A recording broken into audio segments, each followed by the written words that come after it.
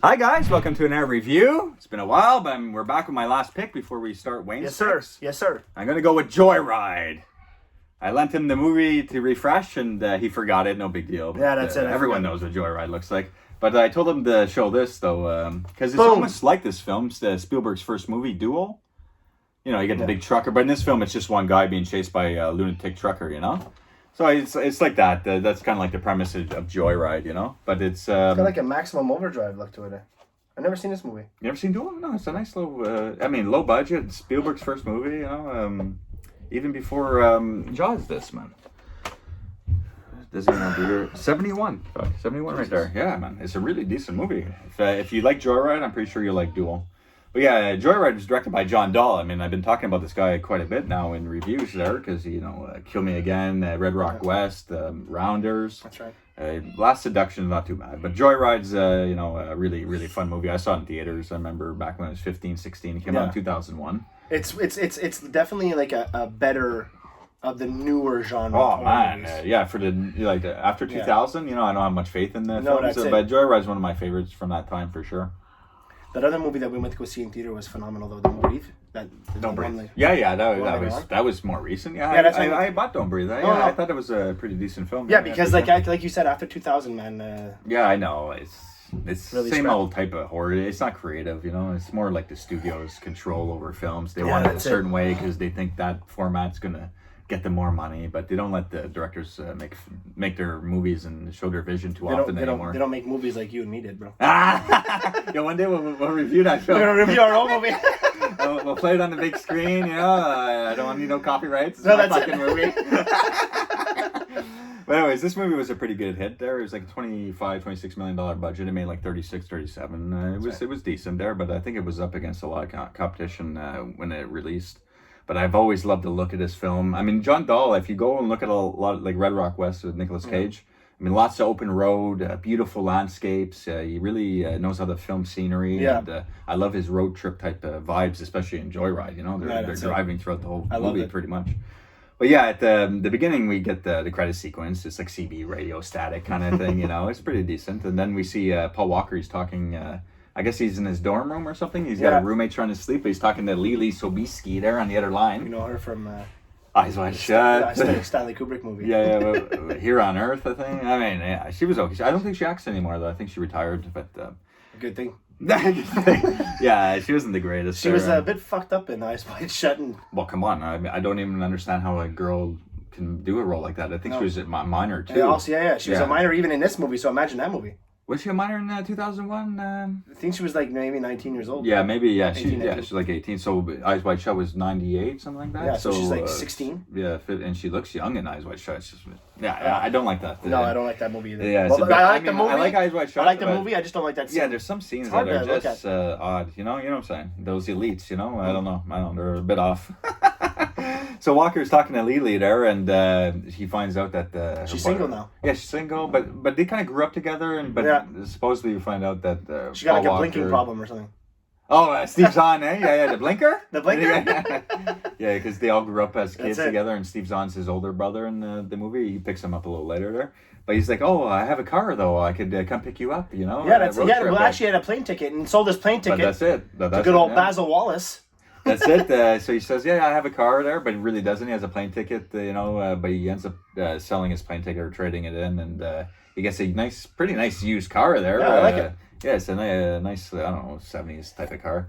And Basil Wallace there from Marked for Death. Man, he plays Screwface. Screwface. This guy, man, does a great performance, and now he's like a car salesman for a quick scene with Paul Walker. Yeah, but it's a cool little thing. He was like one of the most memorable Seagal bad guys. Yeah, I know. Honestly, like I like Richie from the way he plays him. Justice, for sure. Basil Wallace. But the way he plays it, it's memorable. So now he's just doing like one scenes. It's weird, It's just weird how some people's careers go, But yeah, while he's on the road, he calls his mom, checks in, and he finds out his brother's been arrested. But it's like I think it's in Utah or something. It's like on the road where he's going, or he has to make a little detour, but he has time to pick up his brother to bail him out. whatnot, you know. So we see him at the police station. Steve Zahn's, you know. Well, there's a good part that we just forgot to touch on is that where he does the U-turn to go back and pick up his brother. Oh yeah, the cop stops him and says about the light. He's like, it was a good deed scenario. Yeah, that's it. You know, that's why I did it, but he still gets. That's it, because he has a fucking burnt tail light. That comes into play later, though. Yeah, because oh yeah, Rusty Nail. I love when Rusty Nail's fucking talking to him on the TV. I just love. Honest to God, I love the fact that they use the guy from.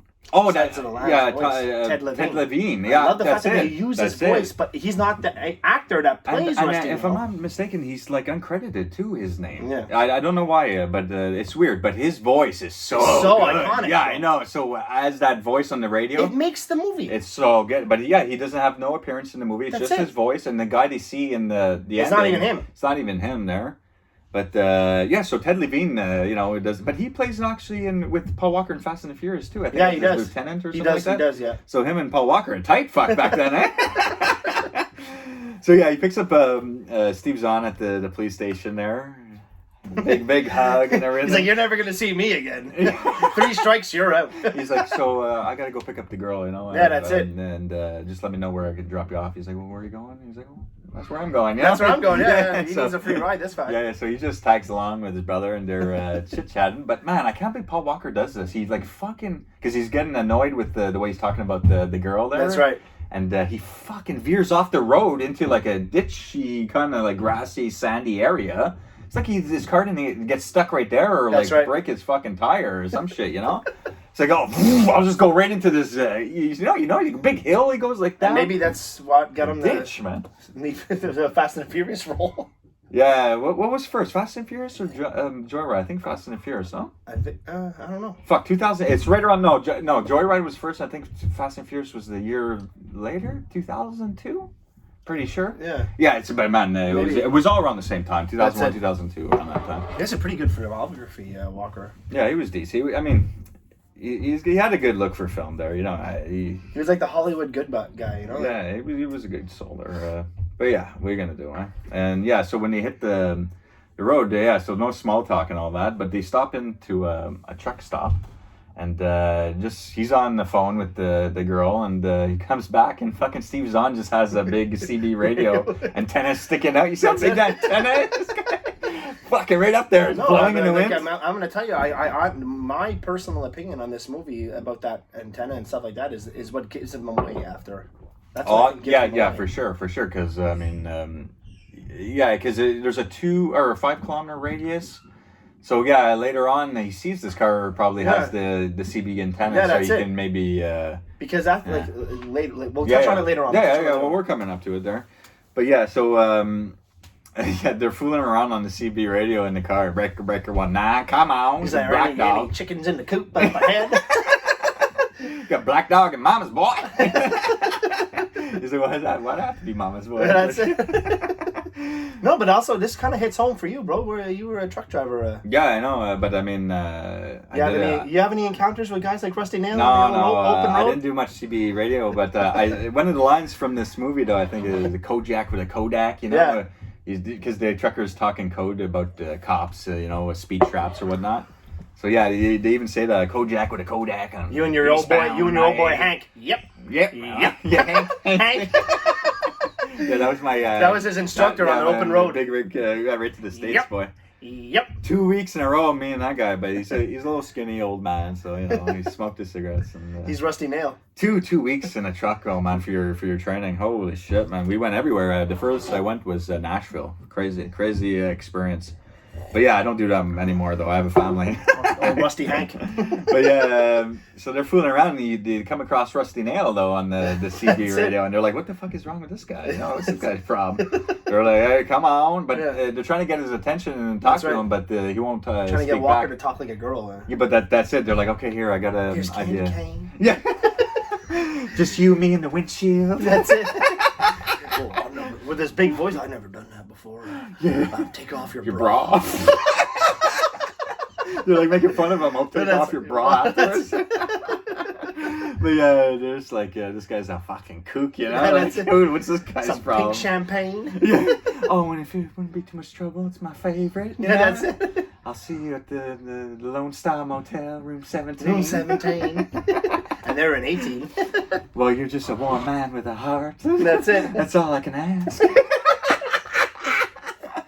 Well, I thought maybe... I'm not exactly what you expect. That's it. Well, because you see him later on. Yeah, because you see like a glimpse of like I think they have, but it's not Ted Levine. Who, No. Like when they're in the motel, you see like the silhouette by the window. There's even a scene at the end where he's talking the guy. Yeah. And it's not even Levine's voice. Yeah, you're right. He says something. That actor, he says something. I think to the girl or something when he has her tied up. He says. Oh yeah, that's where the Where he's just like, so they're is he using one of those code? I guess code, so. but like scream, you I know, guess like so. I hide don't your know. voice. I guess so. I don't know. Yeah, I didn't even think about that. Because where he calls and he says there's hey cops, there's going to be a bunch of like dead bodies.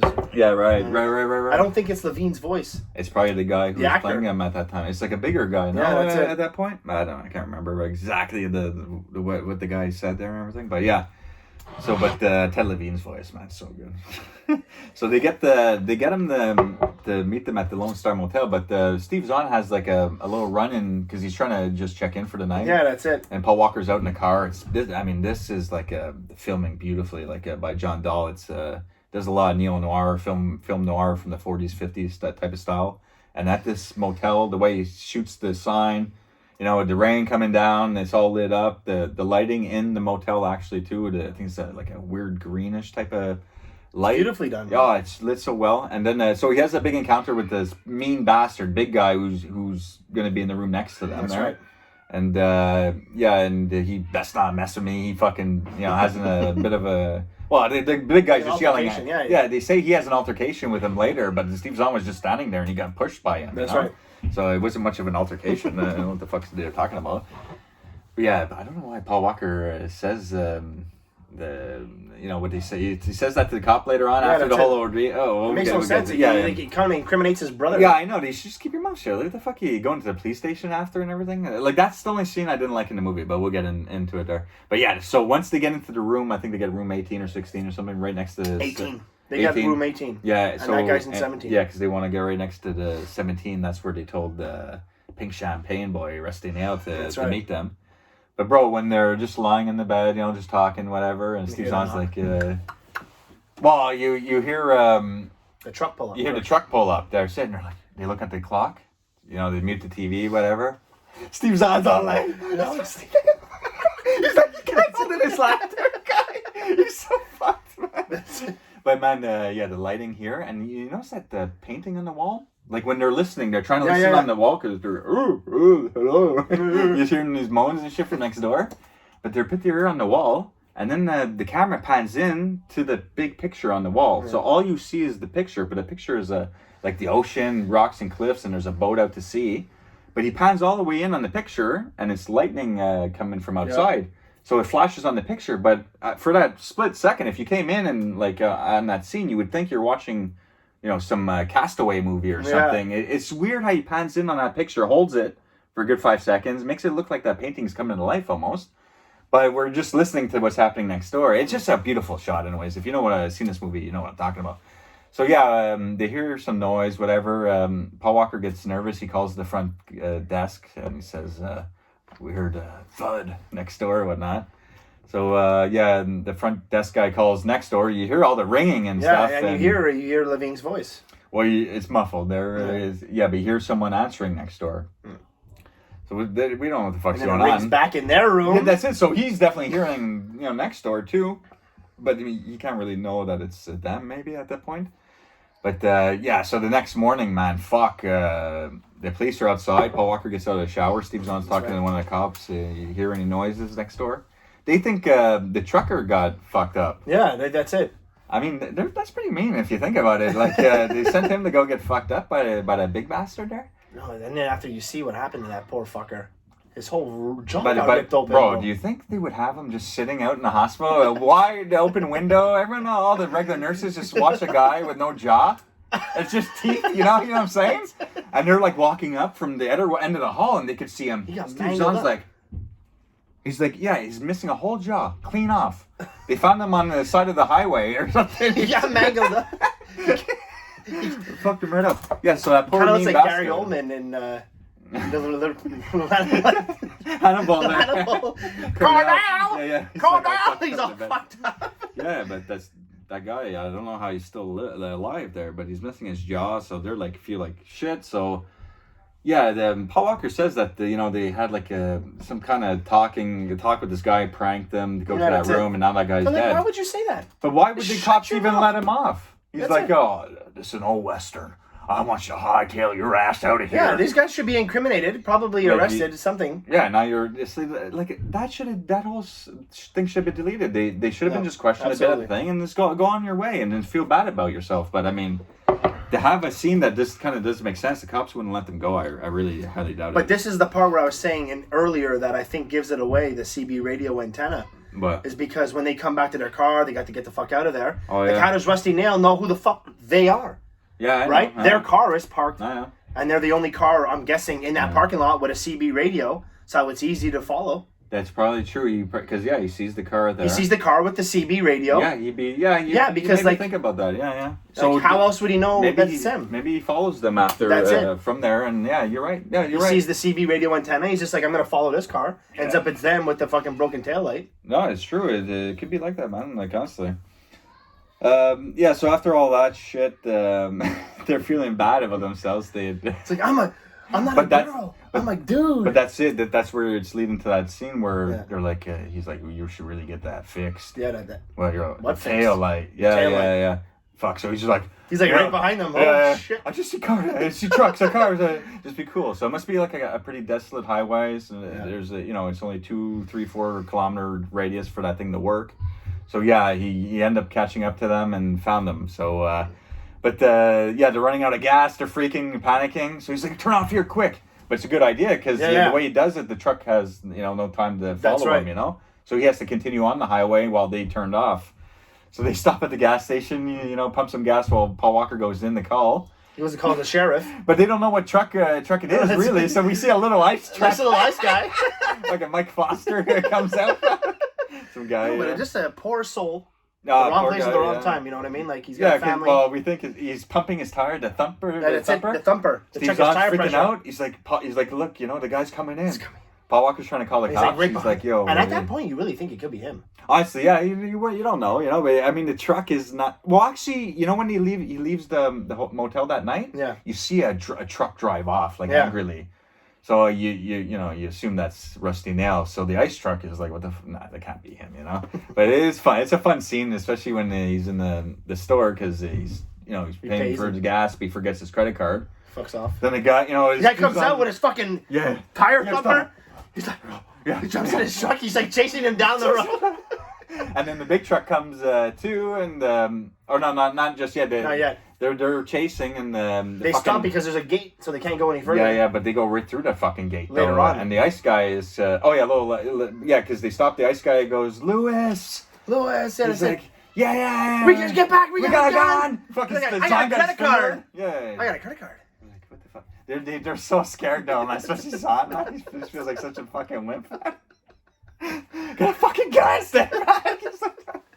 I got a credit card or something. Yeah, that's it. And he's like, was it the mustache that scared you? He's like, my wife always wants me to shave it. So there you go. This guy is married. Yeah, he's married, working the night shift there. Delivering ice to all the local places up and down the road. And thanks, thanks for the card. They feel silly for being scared. He gets completely annihilated. Yeah, he's backing off. It's all quiet. Wait, you hear that? Right through the fucking ice everywhere. Go. Then they go right through the fence. That's when they go through the fence. And that's when he pins them against the tree, man. Yeah, that's I like that. And then he's like, we're only joking. He's like, all right, man. I'm only kidding with you. Yeah, that guy says it, man. That's it. He's got him pinned. He's like pushing them, and their car windows are breaking and everything. Oh, man, it's such a good scene. Fuck. I like that part. I'm just playing with you. So he backs all the way off. That's it. It's just, his lights in the fog and all the dirt and smoke and sand everywhere. And he just fucking backs up all the way. Man, this truck driver is nuts with a big rig like that to go off-road. I wonder, I really honestly wonder if there was like a falling out between the director and Ted Levine. The reason why they didn't use him as a character. No, I think... they just wanted his voice. Because he doesn't suit the trucker, really. They just wanted that voice. I don't think there was no falling out. No way. Especially if you know John Dahl. That guy's like one of those directors, easygoing. You don't hear any problems between... with him. He's a real mild guy if you listen to him talk and everything. But yeah, so after all that big gas scene incident, you think it's like it's almost like the movie's. You think the movie's over. Yeah, okay, that's it. Everything's okay. They go finally pick up the girl from campus there, and Steve Zahn sees her roommate, and he's like, "Oh, you're not coming with us?" You know. Yeah, they threw the CB radio. I just mentioned that girl quick is he ends up freaking kidnapping her quick. Yeah, you know. later on, yeah. But yeah, so they take off. They pick Lily Sobieski up. It's just them three, and all that, and they stop off at a bar for the night, motel/bar. That's right. They have some kind of like encounter with some bums at the bar. Or whatever. There's a funny fact about that part at the bar is because Lily Sobieski is actually underage. And to be in the States, you had to be 21 to drink. Oh, that's true. Yeah, so she's not even drinking. Yeah, there's not one scene. Canada, it's 18. Yeah, there's not one scene where she actually takes a sip of Oh, alcohol. really? Even when they do the shot, she goes like this, and then it cuts to like another scene. Okay, yeah, she never actually takes it. Well, they could have just put water in there, but I guess they're not even allowed pretending. I guess maybe. Yeah, because she was under 21, so she doesn't take an actual sip of alcohol. And there's also 2 deleted side stories where she had a love scene with both Walker and another one with Zahn, and they were going to use them, but then they both end up getting cut. That's it. So that's why Steve Zahn goes to her room later that night and all that. I don't like how that. No, I don't like that either. And she's like lying in the room, and they're having a nice conversation, drinking some more. And she's channeling her character from Eyes Wide Shut. Yeah. There you go. Yeah. With the 2 guys, all grown up now. Fuck. But Paul Walker gets a call. That's it. From Rusty Nail. He's alone in the room. Because he thinks that there was no... Because Rusty Nail thinks that there was no women. He'd say, there's no girl with us. But then after he might have seen them with a... I thought there was no girl. So That's maybe it. that was Candy Cane, That's it. whatnot.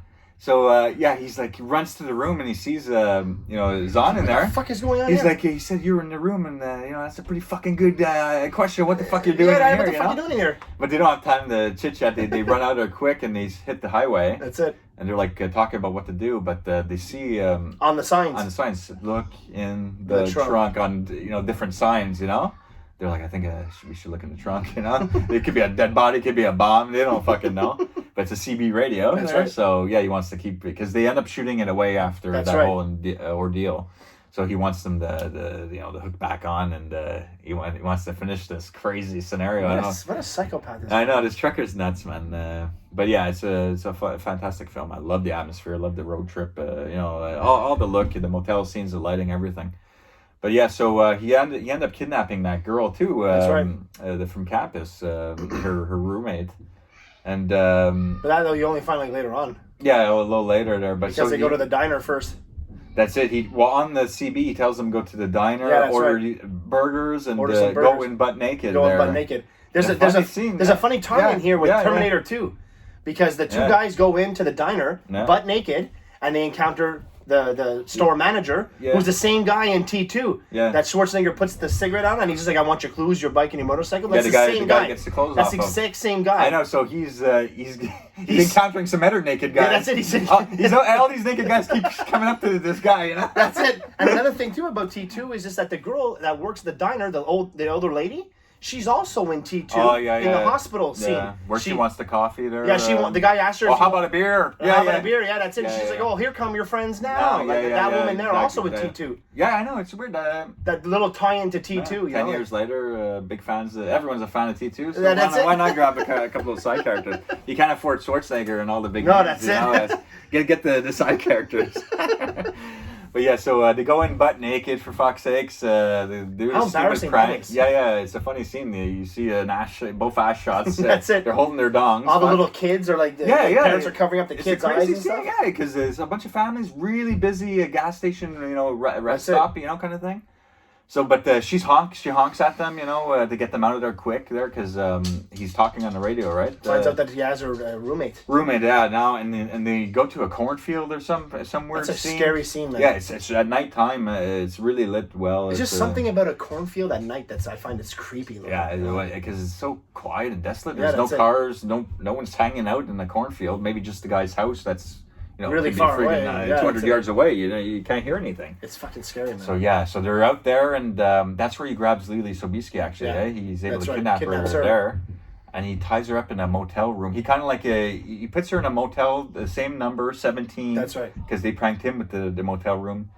But so they don't know what motel though. They have to go to each motel. Yeah, there's like 3 or 4 in that general area there. Yeah. Fuck. So even the cops are going to each different motel. Ones, exactly. Yeah. And they finally get the brothers get there to the room first before the cops. That's right. And I think Zahn goes behind. Yeah, Zahn goes first. in the back. Yeah. Zahn goes in the back and sees her. Yeah. Has an altercation with the truck driver there. He gets fucked with up Rusty a bit. Nail. Yeah. And actually throws him on a Rusty Nail. Yeah, he gets a fucking spike spike right in the leg, and then he twists the spike so he can't pull his leg out. Yeah, that's it. It's like he curves it. Yeah, he curves it so he just can't pull his leg out. So it's and really he hears him him screaming.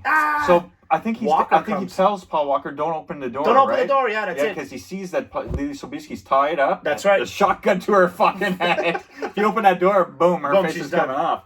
So yeah, it's a fucking elaborate setup he has going on here, the trucker for the end here. And so Paul Walker ends up running in the back when he hears his brother screaming.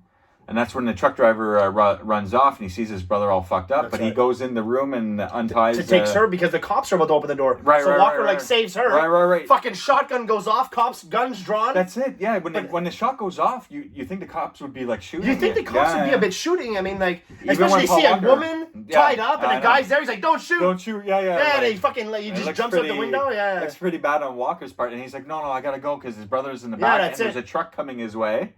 So fuck, man. This guy's like, no, I gotta go out. So why didn't he shoot him? He's lucky, man.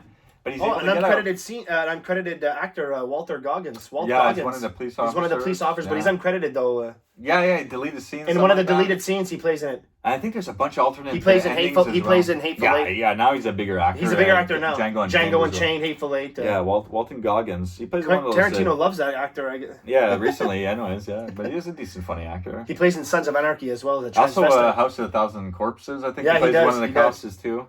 Yeah, so he's a pretty decent actor, but he got just a deleted scene. Small scene. And I think there's like 3 or 4 different alternate endings where Rusty Nail dies, but in this original version, we find out he lives. Yeah. So the cops are able to stop the truck. While he's getting his brother, the truck is coming, so they're able to stop the truck. Goes right through the fucking hotel. Does it go right through the hotel? Right through the motel. Like not all the way to the other side though. No, the other side it stops in the room. Yeah, that's it. It stops in the room. That's right. And that's where you find another body.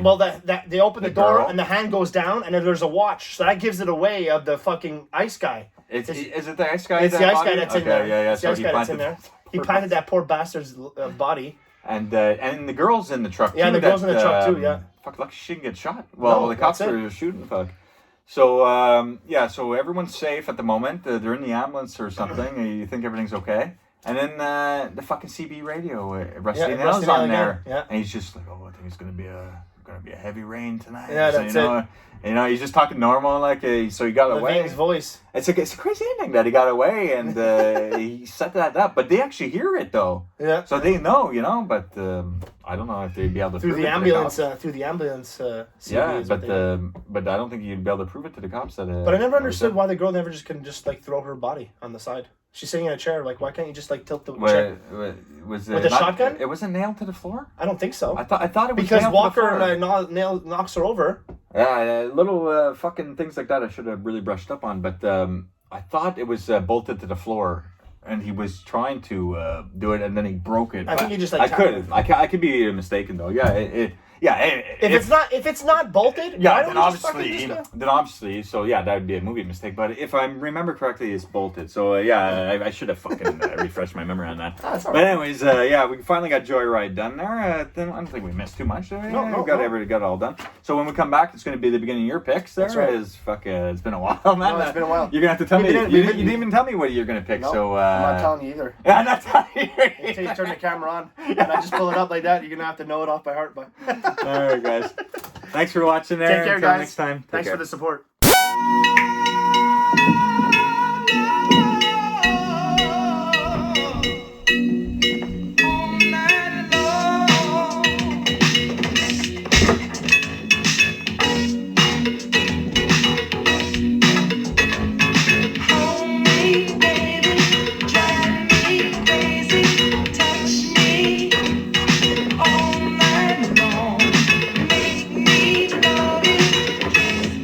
Yes, Aiden.